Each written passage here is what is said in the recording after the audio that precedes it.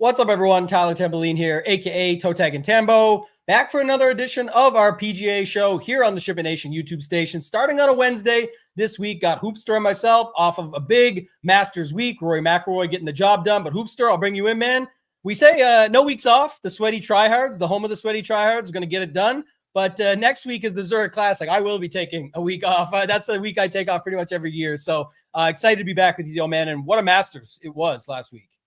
Yeah, in regards to the Zurich, like I wish they would just like get rid of that and bring back the freaking match play event. That would just be it would be the absolute nuts. Like if they did that. I mean, the team event is so terrible on so many different levels. In regards to the Masters, yeah, I mean it was fun, man. It was a good one. I mean, up and down all over the place. I was on Rory heavy, didn't have the right combinations. I know you were on them as well. But the way it played out, I think, was very – I mean, he looked dominant through the first, 15 holes of round one, and then had the two double bogeys. And it's like, all right, a lot of people, wrote him off. He's done. I know he didn't talk to the media or anything like that after round one, and then bounced back with a big round two, played well all weekend. But – man, I know he ended up getting the job done, but dude, choked at the US Open. There's no doubt about that. Missing those short putts against Bryson, choked there. He wanted to fucking choke this off so bad, man. The layup on the par five, I think it was the 12th hole, right? When he laid up there, laid up exactly where you want to lay up and chips it into the water. That's number one. That's oh boy, that's bad. Obviously had the great shot on the other par five. I mean, that's probably going to be the iconic shot, I'd say, of this victory, him kind of walking that down the fairway. But then missing, I mean, again, hole 18, perfect drive. Just got to keep it on the green, hits it into the bunker, and then misses the putt. He wanted to choke that off so bad. I don't know. I mean, I'm not the biggest Rory guy. I mean, I guess it's cool to see him win it. Cool that he won the Grand Slam, but the choking was tough to watch a little bit there for sure. All the ones where the plane is coming down and it's real wobbly landing, and eventually it just lands. And normally it's what are we clapping for, people? But this is one of the ones you have to, because you clap because damn, it actually landed when you thought it was going to crash. This looked like a crash landing the whole way, ups and downs throughout that round, at least before the final shot, which was incredible. After you think about Rose just sticking it, and you're like, oh God, if Rory doesn't hit this green, it's over. Yeah. What would have happened? I posted the other day because it's the Kanye West thing, oh, everybody wanted to know what I would have done if I didn't win. I guess we'll never know. And he has the award. That was the Rory thing for me. It's what would he have done if he doesn't hit that shot on 18? Forget about the putt, because the putt was whatever. If Justin Rose makes a big putt and he misses it, I can see the pressure again and all that. But let's just say he misses that green. I don't know what. I mean, he has to bounce back, but man, that would have been a really tough scene. Probably take some time off, I'd assume. I'm sure he'd probably clear out his schedule a little bit for sure. I mean, that would be tough to come back from. I mean, for sure, mentally. I mean, golf's already a mental game. I mean, I'm not a big golfer. I mean, I'm terrible. I'll admit it. I'm not one of those people that pretends like I'm good at golf and get on the course with hoops and oh wait, I thought this guy was good. He actually fucking sucks. No, I'm not good at golf. I'm pretty bad. It's a mental game, though. I mean, it is so mental. And then, you have that. I mean, that's been lingering over his career for the last, what is it, 10 years when people have been talking about him winning this thing, maybe even more. And you lose that one, man, he'd be in a dark place, I'd imagine. I'd have to imagine. But he did win, got the job done, despite trying to not win, I would say. But it was fun to watch in terms of Masters. If you weren't invested either way and you were just watching, even Mrs. Hoop was watching the Masters. I was actually at my son's baseball games, and she's texting me updates, and she is not a sports person at all. She got invested. She's like, do you see what happened? Do you see the double bogey on the first hole? I'm like, what are you doing? She's like, I'm watching the Masters. I was like, why? Because I was building teams on Wednesday. I was like, who do you think's going to win this thing? And she said, Rory. I was like, okay. I said, all right. So she did predict the winner. So she was invested a little bit, not financially. She didn't bet on it, but she was emotionally invested because she said Rory's going to win, and he got the job done. So even just casual viewers, got some entertainment out of it. It was definitely a fun one. Bryson right there kind of melting down, and It was good all around, man. It was definitely a fun one, and probably, definitely an unforgettable one to say the least. That's what I said to Mayo this morning. The thing about when Tiger won, it was like, it was amazing, but it kind of just formulated after the 12th hole when people started. Well, I think what kind of clouded that one too is the weather situation, because they played groups of threes off 1 and 10. So like everyone was out there, and it like the Tiger getting to the top kind of came out of nowhere, like you said, because those guys hit into the water. Then all of a sudden it's like, oh shit, he's got a chance to win this thing. And it just came out of, there was no build up to it. It was just like, boom, he's right there. Yeah, I don't know why I was going with the drug analogies today, but like, it's almost like the Tiger thing was just like, stick the needle in. Yeah. I'm only imagining this stuff, obviously, but stick the needle in, you're high. Like this just happened. Oh my God. The other one, the Rory one, was like, you're taking the gummy, or you're like, it's percolating and it's building up. And then you even woke up on Sunday morning being like, today is going to be monumental, regardless of how the result goes. You don't know if it's going to be Bryson, don't know if it's going to be Rory. Could it be Corey Connors? It could be anybody. Can't be Corey Connors, can't putt, but it could be anybody. And you were really cheering for the Rory Bryson story, and you got it. So it was one of the best Masters of all time. In my opinion, it was the best one. I just liked it. I enjoyed it more because it got me the whole weekend sweat. I felt invested from start to finish. So I think it's good on the Masters. We had a good time, going through it all. A ton of members, had some big weeks. Shout out to our guy Shaloub, absolutely huge week. But there was a lot of other big weeks out there as well, but just want to give a special shout out there. Anything else you want to talk about on that? If not, we are on to the next. We do have a signature event this week at hand, the RBC Heritage. Great event, a lot of history, a lot of good players in the field. Rory is not here. Hideki is not here, but pretty much everybody else is. So even Max Homa, who's back now, everyone says. So we'll get there later. But anything else on the Masters before we move on? No, I mean, it is kind of crazy. It's like, man, it's like no time to rest. I mean, right back at it. The signature events are huge. I mean, they're basically mini majors. I mean, it's the strongest fields you're going to see. This one has no cut, which is I like the ones that have like the 55 or 60, whatever it is, cut. I mean, no cut. But I like what they did with pricing. I will say that. Like, I think this needs to be the format moving forward, where the top guys, 13K, a lot, you have five or six guys in the 10K, 9K. So like some of those guys in the 9K, like, ooh, that's a big price tag. We'll talk about it for those guys, but it looks a little bit uncomfortable.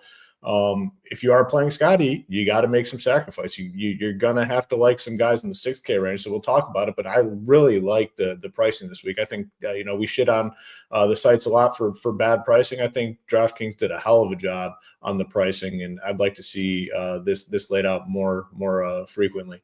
Yeah, we'll get to that. Maybe you want to pull that up. I'm gonna go the last thing lingering from the Masters. I'll bring it up here, but we did decide to extend this for one more week. So we were going to wrap it up pretty quickly with the Masters, but just a note real quick, if anybody still wants to get in and check out everything we've got going on at SHIPIT Nation, the NBA playoffs are starting up, baseball's in full swing, MMA, I think, has a week off this week because the pay-per-view last, but it's been going pretty much nonstop. So you got MMA, you got NASCAR. This is a full month for just $24. So if you want all access for you get a month for $24. It includes the Saber Sim package that you could do 250 lineups in your pool and then take 150 from. So anything up to 150, which is pretty much the standard. You've got all that. It's all the sports we cover, everything you need to have success with DFS. Try it out for $24. Use code DGEN75 on the $99 per month plan. Do you got the Saber Sim stuff up there? Perfect. Yeah. And talk about that pricing a little bit, because you mentioned it off the top. Scotty 13-1,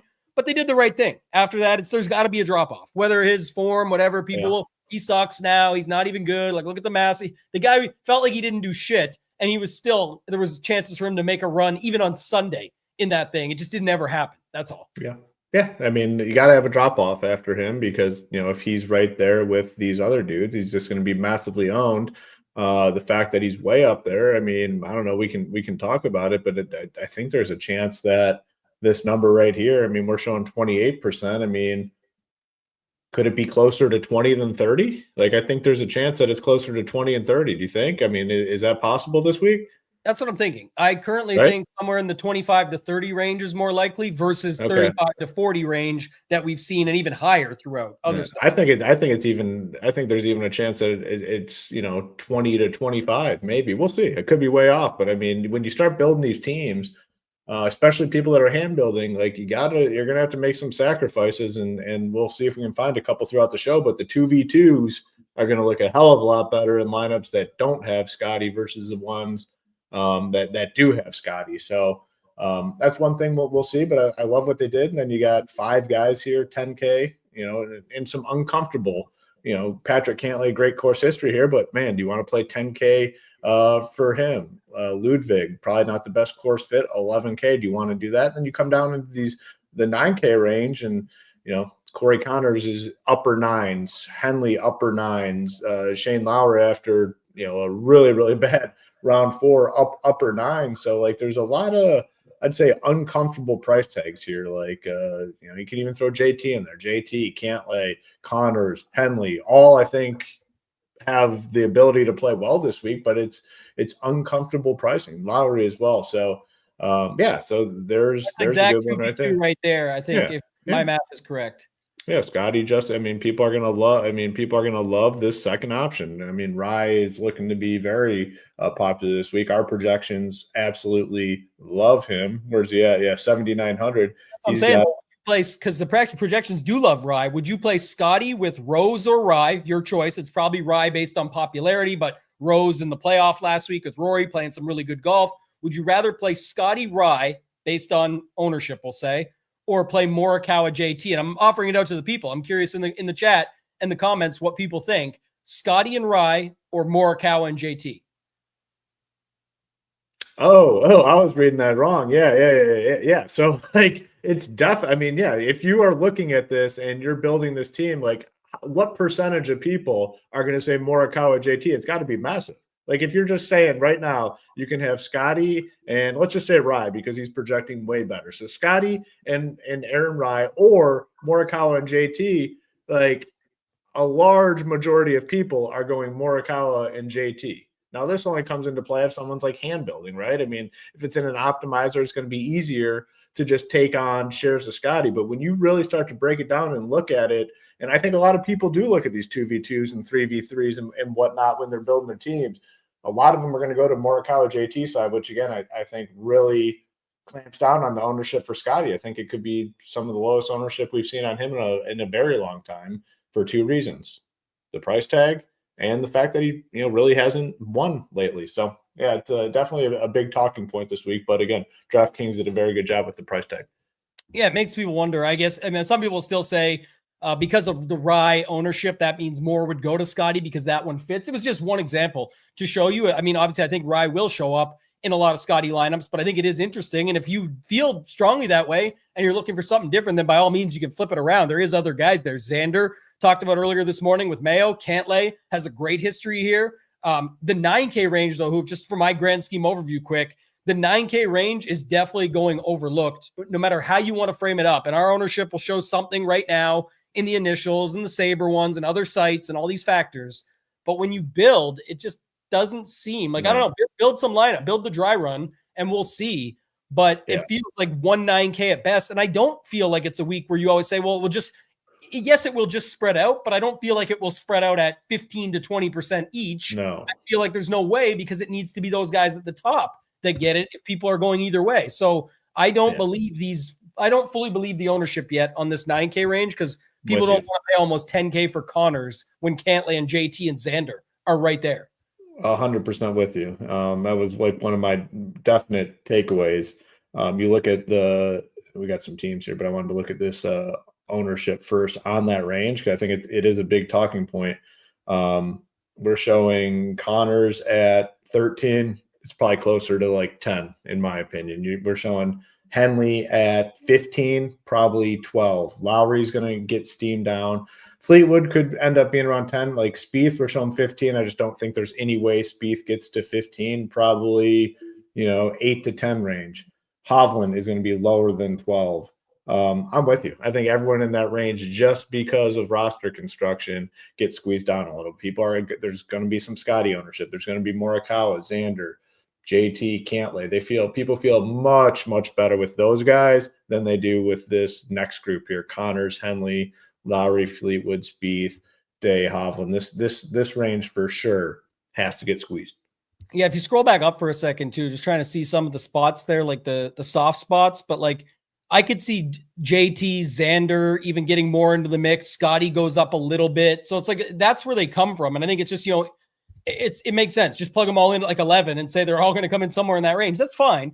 But there's a possibility a lot more of them come in at 7 or 8.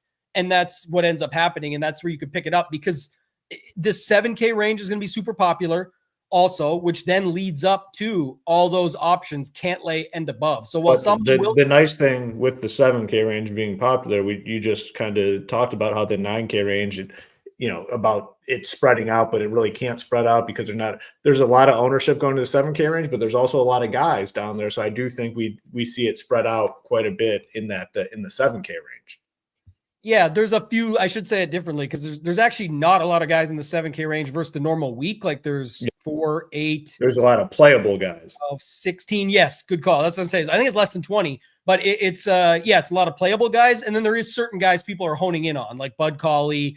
We talked about Aaron Rye, maybe JT Poston based on his history and whatnot. And then maybe the bottom range goes a little bit more overlooked, but definitely agree. Hoagie will get some, but yeah. And then the other thing is there's guys in the 8K range, Straka and Berger. And then don't forget about Bobby Mack Steam. Everyone always doesn't believe this. It's like, oh, he's going to be solo owned. Everyone says that. And then his ownership gets up there. We called it last time. It's going to happen again. Bobby Mack is not going to be free or super low owned like everybody always has him at. We saw it last time out, but just to note it. So there's 3 guys, at least 4 guys. I do think that I'm going to take the opposite stance on Bobby Mack. I think the ownership does remain low this week after him being popular last week and not getting the job done. So I do think it remains pretty low on him. What do we see right now on him? We're showing 7. Yeah, I'll take double digits for sure. On you take double? Yeah. Oh, this is a shoey bet. All right, let's go. All right, we got to make a shoey bet here for sure. Automatically, buddy's in on the shoey bets when he can't do it for 6 months. It's like maybe I'll drink what was your thing that I'll drink a beer if he's over 10%. Did I say a shotgun or something? No, the first thing you said is I'll drink a beer, and everyone was like, "Oh wow, you're really crazy about this." Just give me under 10. Yeah, you got it. Okay. I got over 10. You'll be doing a shoey if not. Okay, that's fine. Faster than 6 months this time. And the only reason I say it is because he's not like I know what people are going to think like, oh, there's Straka and there's Berger, but nobody really wants Minwoo. Nobody really wants McNeely. Nobody really likes Wyndham Clark. Sung Jae is my guy, but not anybody else. Actually, let me get 11. Is that fair? 11 he wants now. A lot, no, because last time I think there was something played into this where all of a sudden, like there's at least a couple percentage points based on this bet that it might get moved. The best I can do is 10.4. 10.5, and we got a deal. Done. That's what I was aiming for. So locked it in. See that, guys? That's how you do it. So got my 10.5. We're set on this, so it's fine. I just think he's another guy. Obviously, we know Straka and Berger will get love there. It's the rest. It's what people do with them. We'll have to wait and see. When it comes down, though, to the 6s, which is what you mentioned, like there's playable guys there and they did the pricing good, but it's a lot of names. I'm not sure if it's a lot of clicks. Like I really don't know. Like people are talking about Lucas Glover. I think for sure he gets a little bit of love, but after that, who are people really clicking? Maybe Cooch at the stone minimum, 6K based on his history and whatnot. But is there other guys down here you see? Nick Taylor, sorry, is another one. But yeah, after that, I feel like it's pretty spread out. Any thoughts there? Yeah, I think definitely spread out. I mean, just nothing stands out as like, this is the guy down here. I think these guys get played because it's a no-cut event. And, you play a couple 6K guys, you can get the world up top. You can get whatever you want up top if you play a couple 6K guys. So I think it gets spread out. The few that I think might get a little bit more than the others definitely would be Nick Taylor, like you mentioned. Adam Scott has played terrible, but like 6,500 for Adam Scott, I think people will click that. Ryan Gerard, we're showing at 10%. Yeah, shout out to our boy Landa. He put it up there. He said it's a Carolina guy in great form. Definitely a home game for him. Yeah, like maybe that. I heard a little bit of mentions of him this morning as well. So 6,600, I believe, 6,600. Yeah, but I think overall there's nothing to worry about down in the 6K range. If you like someone, play him. No one's going to come in at 15 or 20% or anything like that. Like you can until you get to the high stakes, and then people love to play Glover. So for whatever reason, I'm sure Glover will get up there, but I don't see too much else beyond that. Glover, maybe Nick Taylor. And then, that's kind of the two that if I was looking for high stakes where I would see people going, because that's what the projections lead to. Aaron Rye would be in that camp in the 7K range. The 8K would be somewhere in the vicinity of what I talked about earlier, like Straka, Daniel Berger, and maybe Bobby Mack. The bet is in 10.4. And 5. No, 10.5. 10.5. Yeah. Give me that 1/10 of a percentage point. Don't cheat me. No, there's no steam, zero steam on Valimaki. Like literally zero steam. No, I don't get spread out. There's dudes down here. Again, when you have a no-cut event and you have some expensive price tags, like these guys are going to get some ownership, but it just has to get spread out. And I guess that's the point, dude. This zero steam. But these guys that get mentioned by a bunch of people are the big, people that are betting them, all that stuff. It was the week with Joel Damon just a couple weeks ago, $6,900. Oh, he's going to be double digits. Screw that. He ended up coming in at like 3 or 4. Like nobody plays what they say. They just mention shit. Everybody mentions everything. Who do people actually click and play is what we spend our time focusing on, is like what's actually going to happen. And you can use that to your advantage with SaberSim. We talk about it all the time, not to go on a rant or a spiel, but like that's the benefit. We have all these different options and plans that you can do, but the better you can hone in your ownership, which is what we do at SHIPIT Nation, the sweaty tryhards, make it as accurate as possible. The better you can hone that in, the better you're going to be off, because especially if you're using the ultimate package with contest sims, then you're going up against fields that are actually more accurate and going from there. So people definitely talk about people. It's whether or not they actually click it. And the secret in PGA DFS is seeing if you can get closer to that and find what you believe is actually to be true and what you think are your moonwalk backwards or steam. Shout out to our guy DGen75. But when you're figuring that stuff out, that's the way. Yeah, and this is the point. A lot of these dudes that are talking on these shows and podcasts, they're not clicking any buttons because they don't fucking play. So that's another thing to take into account. They're not playing, so they're not clicking anything. Oh man, I wasn't expecting that one. I thought you were gonna say because they just say it and then don't play it. You're saying they don't even play the game. They don't even play it. Maybe single entry, or it's funny. You always listen to I played it light this week. I had some shit going on, so I didn't have time to build lineups. Like you didn't have time to build golf lineups. It's like the one sport where it's like we have 4 days to work on building golf lineups. Like there's no time restriction. Like it's the worst excuse. I just played light this week. I had too much going on. It kills me when dudes say that. Their asses aren't playing when they say that. Yeah, I couldn't agree more. I think that's the case. So, all right, let's keep it going here. What did you get when you brought those up? Let's look at the driver. It was actually interesting because maybe a little bit, I don't know, opposite of what we thought, and we can change. But right now, it's just do me a favor though. You're on Saber Score, so change to projected score. Projected score. All right, let's just see. Saber Score was giving us some favorites there, and that's why now.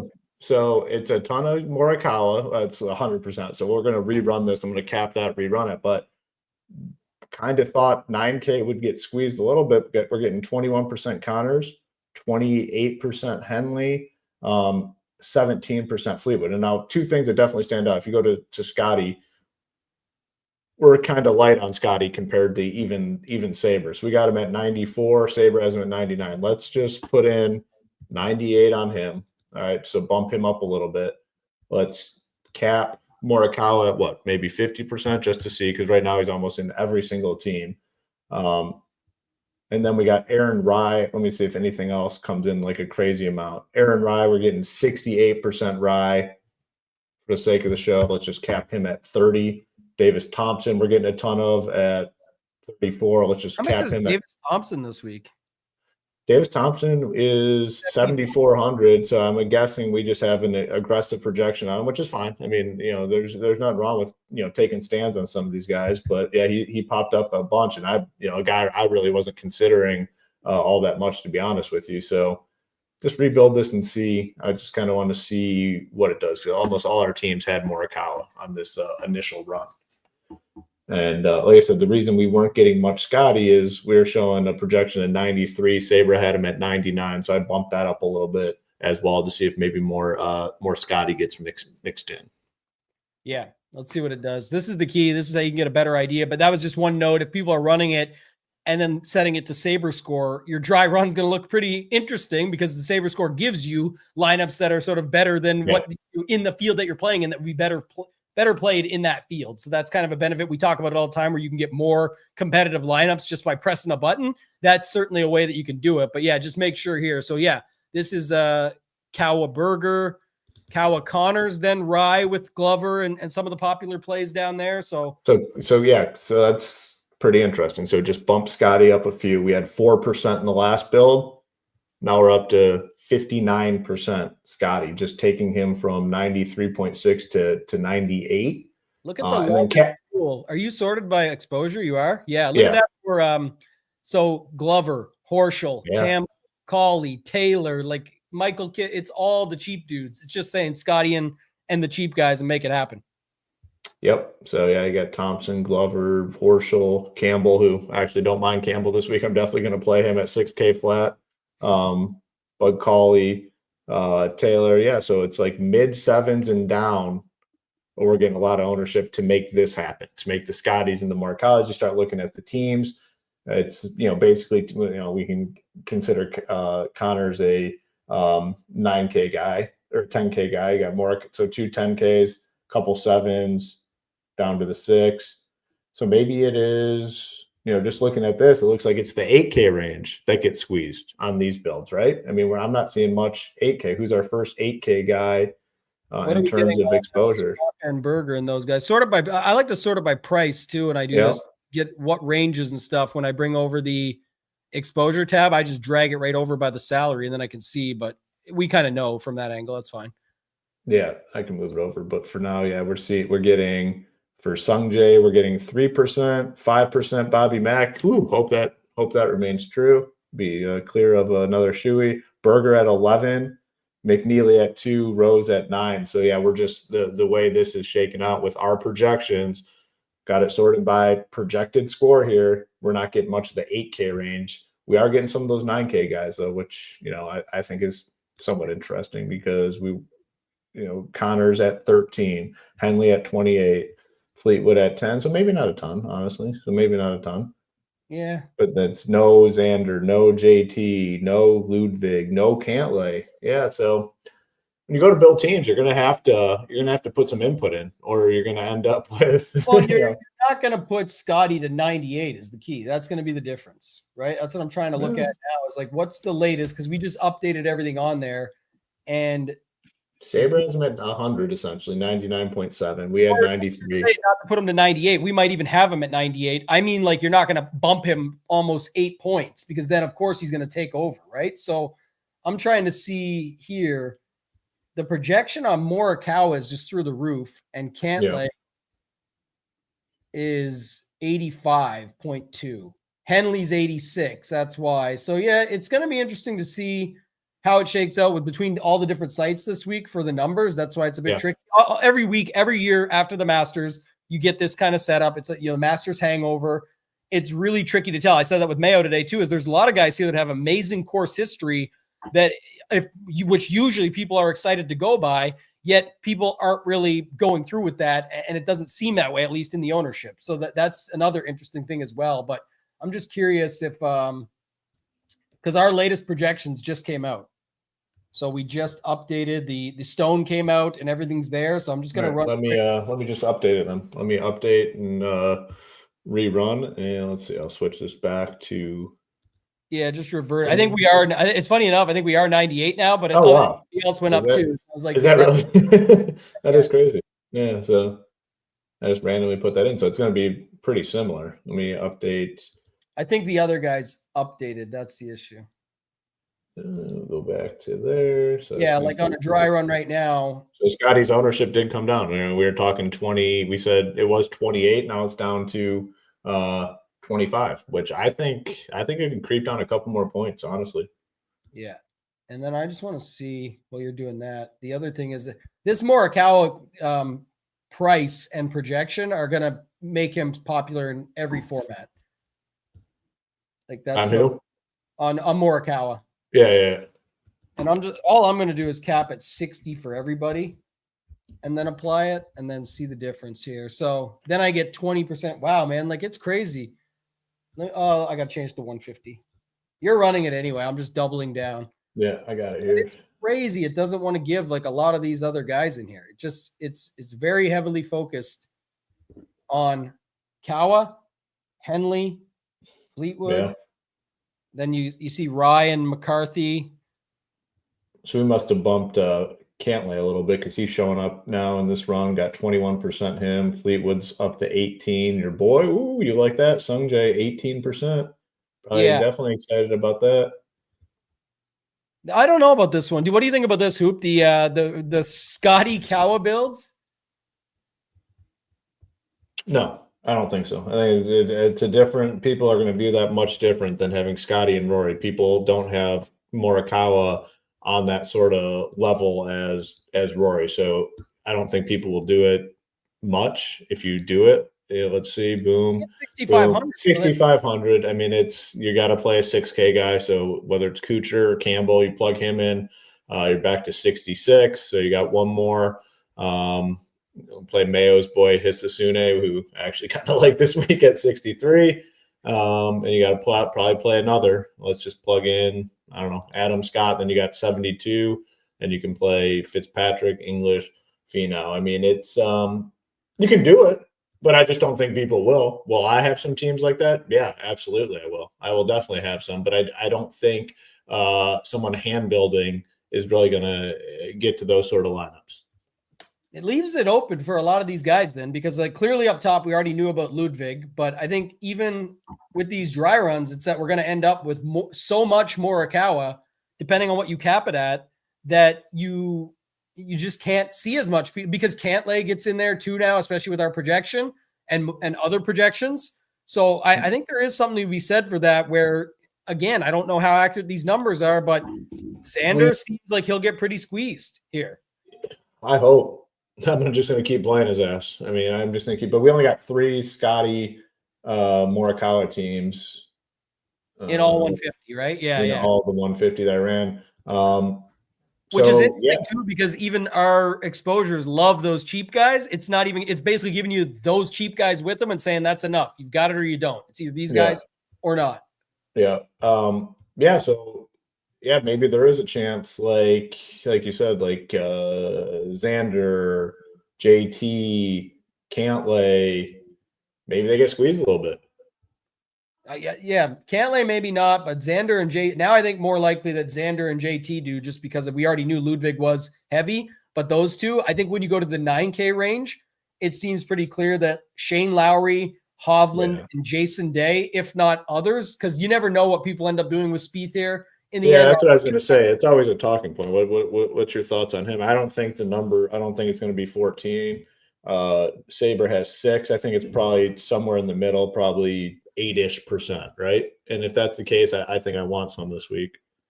Yeah, and then that is. This is true on Xander too. It's not quite the same, because last year was like he's a choker after he came second about like a couple times or whatever, and then he won 2 majors.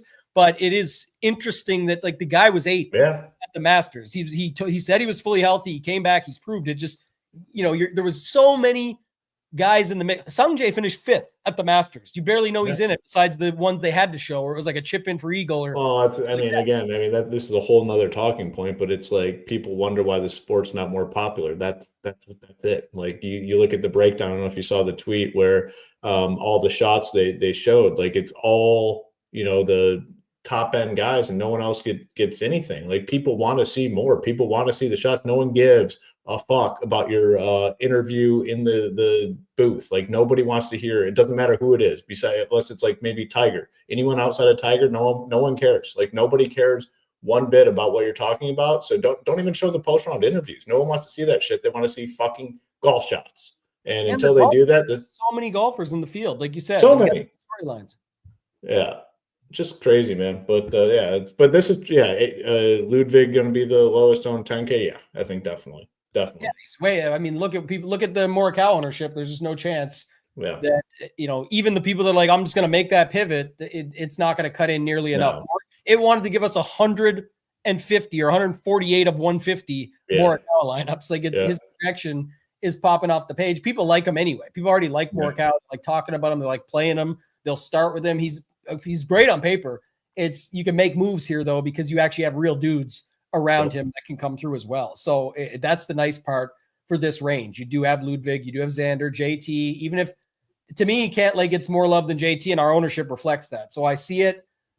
It's tough to say with the rest. I think in the 9Ks, we already talked through it. The 8Ks, most of the 8Ks is clear that it's not going to be Clark, Minwoo, McNeely, or Rose. Rose is a loser. He couldn't win in the playoff at the Masters against all the rest of the best players in the world, but he's an absolute loser here, so don't play him at 8K. Make sure you play esteemed top player in the world, Aaron Rai, winning all the time. Great play. So you got to play him at chalk. So 60% on him. He's a fine play. I'm not making fun of it. I'll play him. I'm just mean like it's not who you play. It's play him. It's just funny. I will say, if you use our projections this week, you are going to get a lot of Aaron Rai because he is up there. Sorry, I'm keep cutting you off, but I'm just like, that's the thing that bugs me too. People say, oh, like, well, your projections say it. It's like the projections are the projections. You're allowed to do whatever you want. I'm playing it subjectively in this case. If I want to use the projection, sure, I can play Aaron Rai like everybody else, and I will. There's a ton of ways I can play him different. Yeah. But I'm saying when I sit down and say something like, I would rather play Minwoo Lee, who literally won on tour a few weeks back, versus Aaron Rai, who is always going to get me a top 20, but maybe nothing else.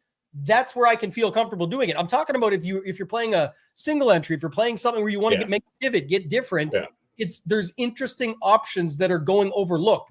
Aaron Rai was not in a playoff with Rory McIlroy last week, and I know there's the guy out there waiting to tell me, well, that's why you don't play Justin Rose. He's going to be so mentally drained. He doesn't care. He comes second all the time in majors. He cares, I'm sure, but I'm saying like it's not going to be the end of his life. So to see these numbers and say like you can't play this guy or you should definitely not play this guy, you have to use it and then use it to your advantage as well.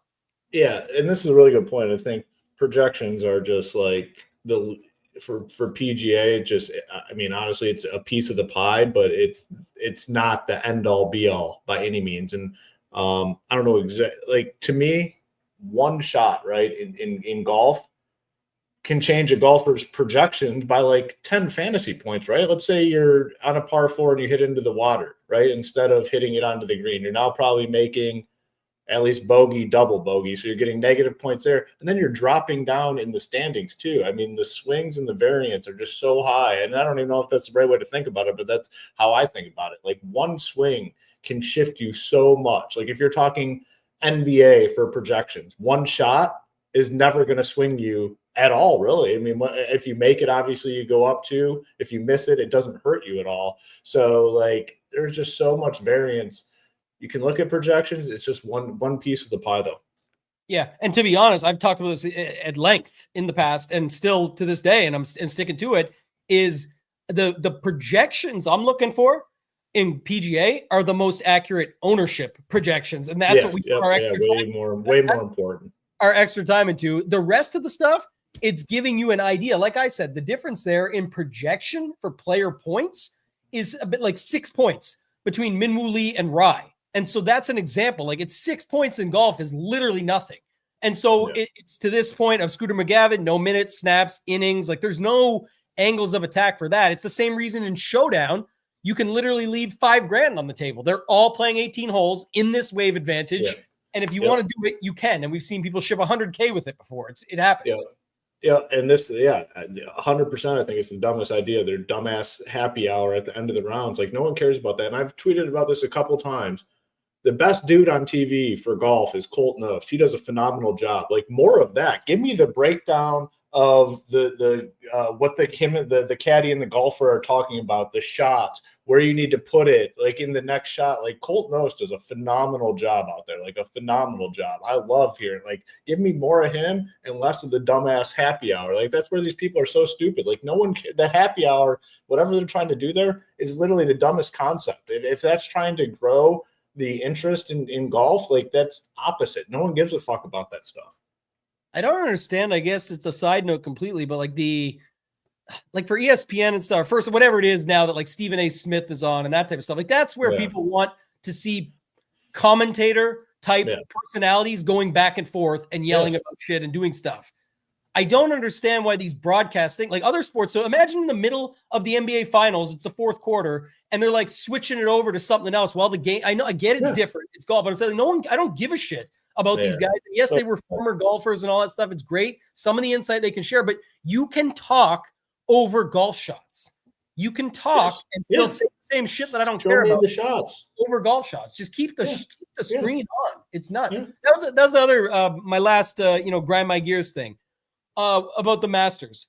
I was joking. Like, I don't know if you saw Lil Wayne posted out about not showing Bryson, and I did like the Canadian version for Corey Connors, and I got blown up with people being like, "That's why there's an app, Tambo." Same thing. You put the damn Super Bowl on and tell me to go watch it on an app. Like, it is the best app in the world. It is amazing, but it's what we just said. The broadcast not showing any of the shit is the problem. It's not the other. They've got too much filler, and it's not just commercials. But it's like crazy. It's like you don't need filler because you have 60 people on a golf course at once. You have nonstop shots, putts, things going on like that you could be showing. You have nonstop events in the game going on. Like, show us that. It is wild, though. It is crazy.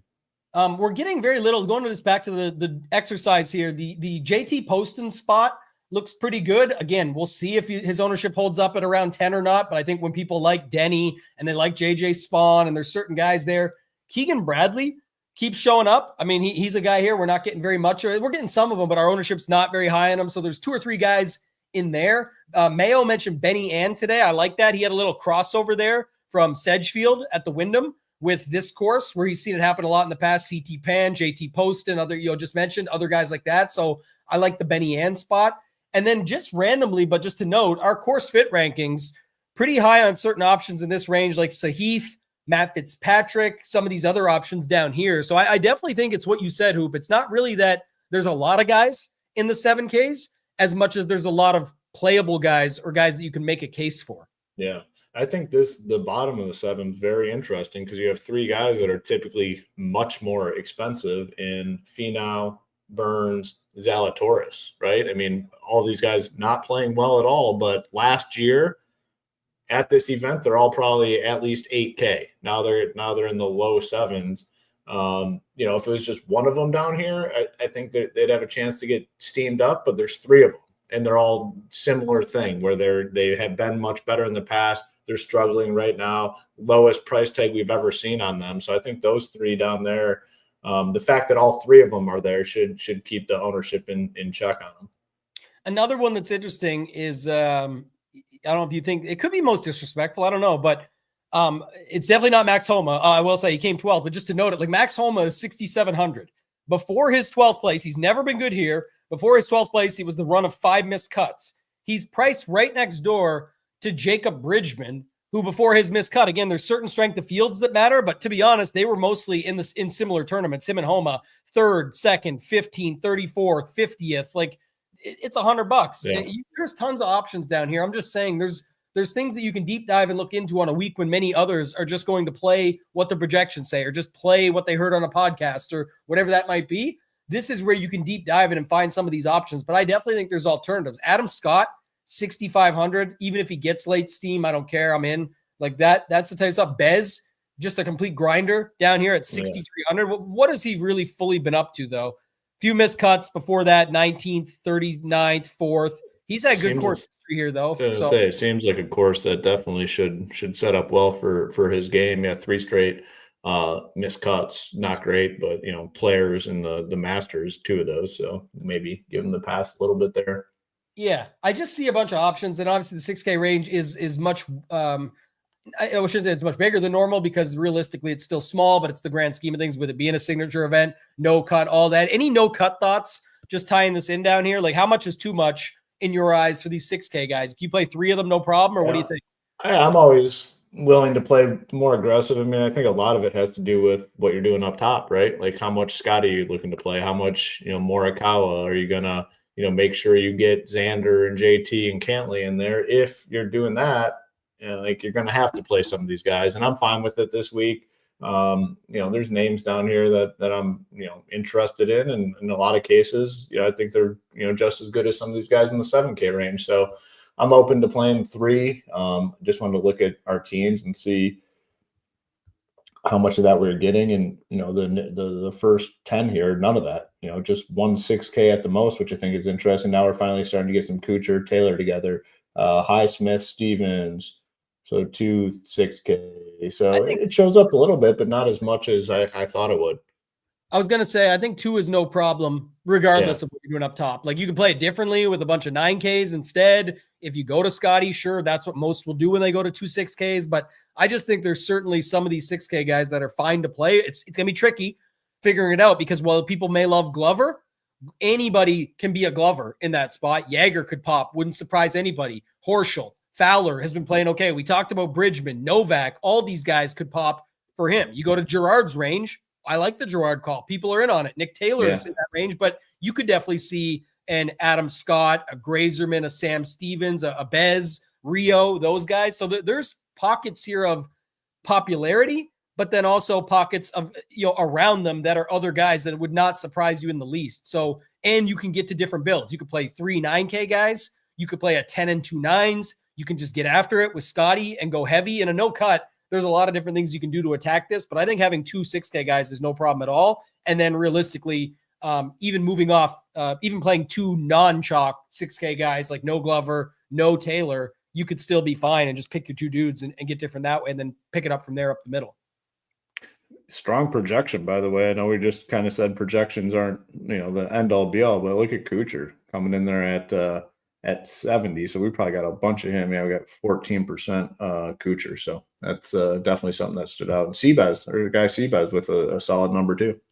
Yeah, I don't mind the Kuchar stand though. Like if he actually does end up coming, the nice thing about if you get somewhere in this is what I always say with these scrubs, it's just another thing for people that don't follow or don't always watch along or watch us for the first time. We appreciate it. Hit the like, make sure you're subscribed to the channel. But I will say, I like to get, when I'm going with my guys down here, I like to pick my spots and roll with it. I think with a guy like Kuchar, if you take him and you got 14, if he comes in at 7, you're double the field. If he comes in at 10, you still have leverage. If he somehow comes in at 4 and people just said they were going to do it and then didn't do it, you still have a nice spot. Like you went with someone you were comfortable with. So I like taking a stand. Yeah. Give me my guy Campbell over Kuchar this week. I like Campbell.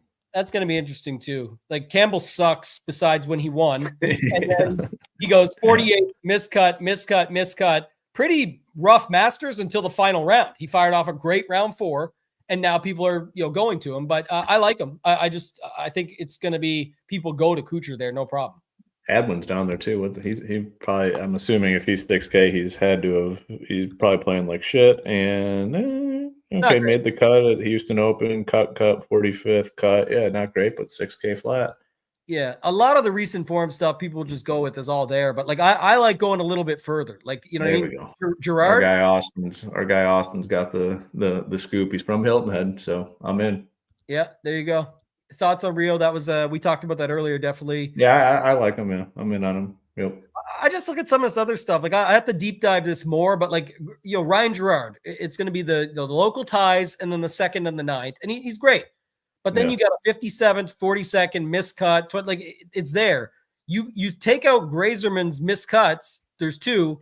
It's like 22nd, 11th, 24th. Like it's only 3 weeks back or 4 weeks back. Like you're not going too far back. Bridgman, 3rd, 2nd, and 15th in 3 of his last 5. We just haven't seen him for the last couple of weeks. Wasn't at the Masters, of course. And, it is what it is. I know it's a signature event, but these guys are priced accordingly. Anything you have negative to say about them is priced in. The only thing that changes that is the ownership.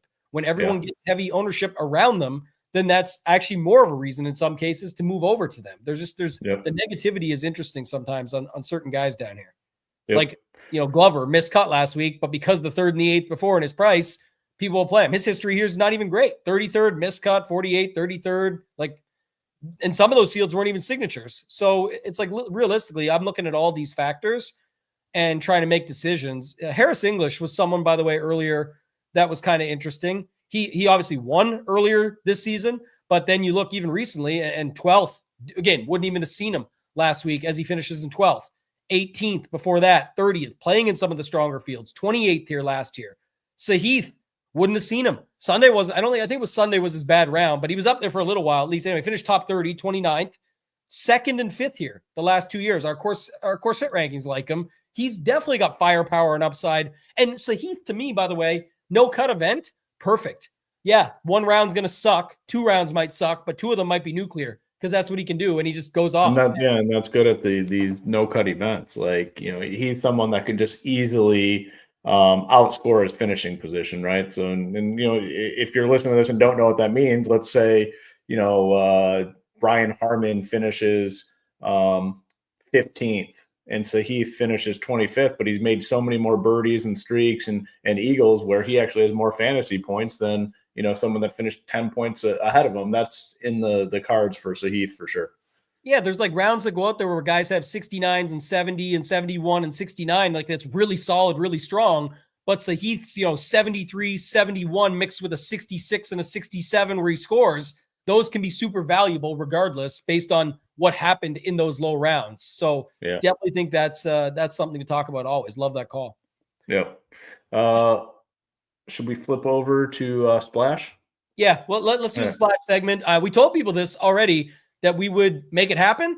We filled up the first contest they gave us for this week, the follow-up contest. We filled it within 12 hours. So shout out to the community hopping in, getting that done. And just so you know, everyone said, oh, it's not that much guaranteed. Well, now here's a $5,000 guarantee right back at it again. So, this week alone, $6,500 guaranteed. And I know people say like, it's not even 10K, whatever. We hear it all. The whole point was, and we were always going to be honest with you from the start, is this is a long-term play.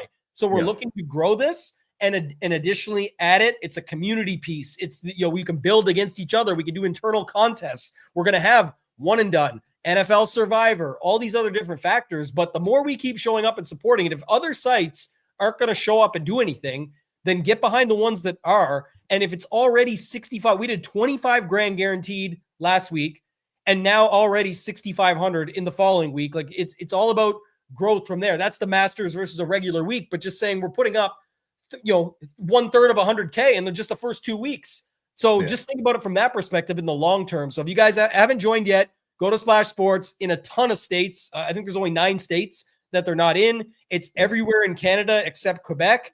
And then there's just a ton of different opportunities and options. We're going to have some fun stuff with NBA coming out this week as well with the playoffs, the big Saturday slate with Joker and LeBron and everybody else on there. So lots of good stuff going on at Splash, but this is a place you want to sign up and get your money in. We don't back pretty much anything else. So if we're talking about it, we vetted it, made sure it's all good. There's a Rick Rungood does stuff with these guys. Like there's a ton of different things going on with Splash Sports. So check it out. You can use the code SHIPIT to sign up. Go ahead, Hoop.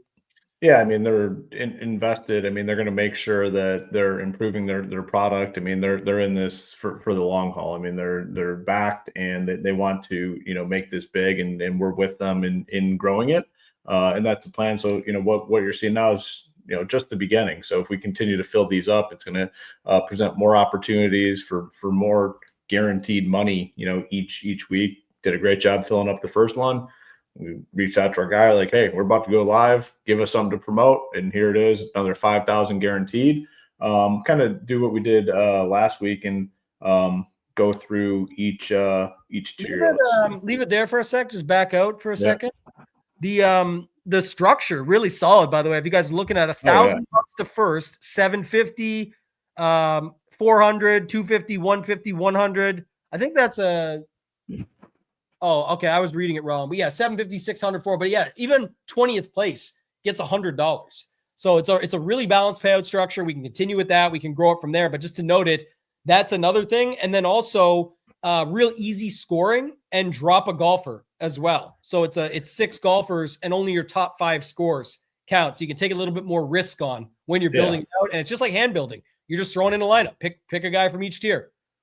And it was cool last week where you pull it up and it's much different than, if you're playing on DraftKings or something like that, the fantasy points, you're just looking, it's the score of the event. So, if Scheffler's 5 under and, let's say I had Xander, another tier, he's 3 under, your score is, 8 under with those 2 guys. So it's pretty cool. So you don't need to worry about, oh, does this guy have a streak going? Where's his finishing position, that sort of thing. You don't need to worry about all that, just simple stroke. So tier 1, has a lot of the heavy hitters. Obviously, Scotty will be the most popular here, but when you kind of compare it to what we saw in DraftKings, like you got some 9K guys in this tier: Henley, Connors, Fleetwood, Lowry, essentially. So you know what's going to happen here. You know, a lot of people are going to be on Scotty if you do anything else, and then probably Morikawa too. So anything outside of those two, I think you have the chance to be a little bit different. I'd say like a guy like Lowry probably goes unclicked for the most part in tier 1. So for now, we'll just one feels like really chalky where you kind of get that feeling. That's what I love about this game is it just clicks enter. Like whatever Xander's in at, it can't be as much as Scotty and Kawa out of the gates. And then there's people that like Connors. There's people that like Cantlay. There's gonna be people that like other options. Same thing goes here. Like, you know, you've got enough Rye exposure on DraftKings. Move it around over here. You think people go to Berger and Straka? Maybe this is where you take McIntyre because, you know, you want to get different. I don't know. Sungjae is my boy. You can put Sungjae in. No one's taking Sungjae. All right, there you go. Sold. Easy sale. But that last range for sure, that last tier is definitely going to be spread out. I mean, there's nothing that stood out as like this is the name that everyone's going to click. So that's one that's going to be spread out. So it's like if you do play Scotty, you know, a lot of people are taking Scotty in tier 1. You can look to get different and play other guys in each of these tiers to kind of spread it out a little bit. But this is another tier, you know, nothing is really popping off. Like this is going to be the click that everyone goes to. For me personally, we didn't talk about it a ton when we were going through on the pricing on DraftKings, but I do actually really like Minwoo. I think people view him as like you got to play him at a course where driver heavy.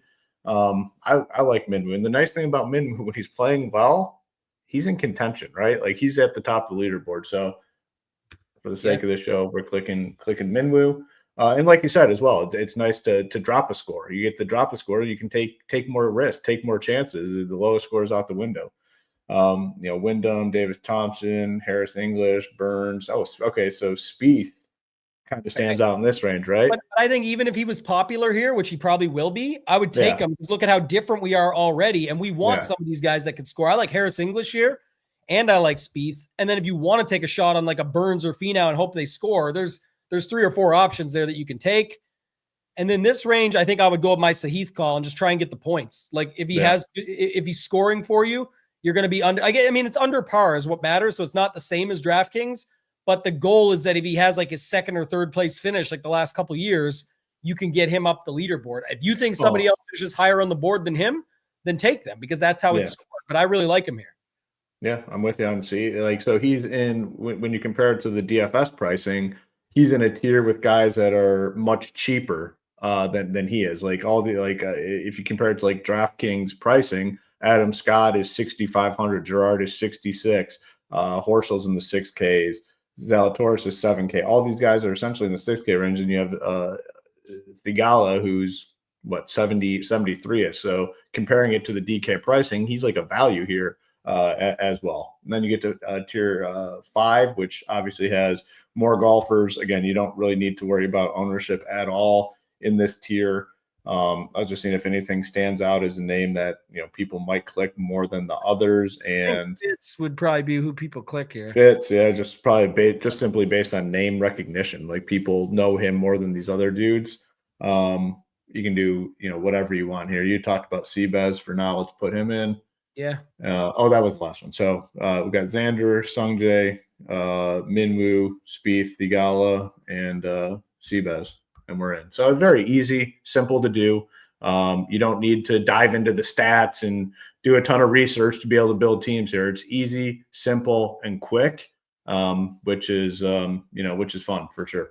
And you can just go load another entry right after you're done. If it was like, that last tier, I'm choosing between these two.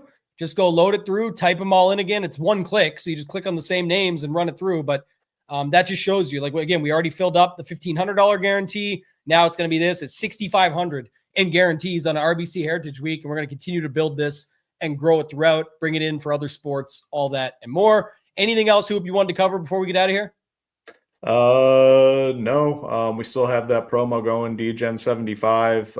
It's the best deal. If you're looking to try out a site, I mean, $24, you basically get everything that we have to offer, including SaberSim. I mean, you cannot beat this deal. Everything you need, Saber, our projections, our ownership, the Stone, Slate Plan, rankings, education course, and the big one for sure is the Discord community, which, man, again, super proud of what we built in that Discord community. I mean, there are literally no issues in there. I mean, it's just friendly conversations day in and day out, people looking to help one another. it's a good spot to be. And Sabre support is in there as well. So if you do get this package and you're new to Sabre Sim, their support team is right in the Discord helping, and they're very on top of it. I mean, people ask questions, boom, they have response, helping our community. So it's a good time to get in. DGen75. Yep, you said it, my friend. This is the spot. This is the way to do it, guys. Get in, use DGen75, get it for $24 for your first month. Check it out. Get right into that Discord right away, and you'll be all set up and in action. That's going to do it for this one, guys. For Hoop, for myself, ToeTagginTambo, let's ship it.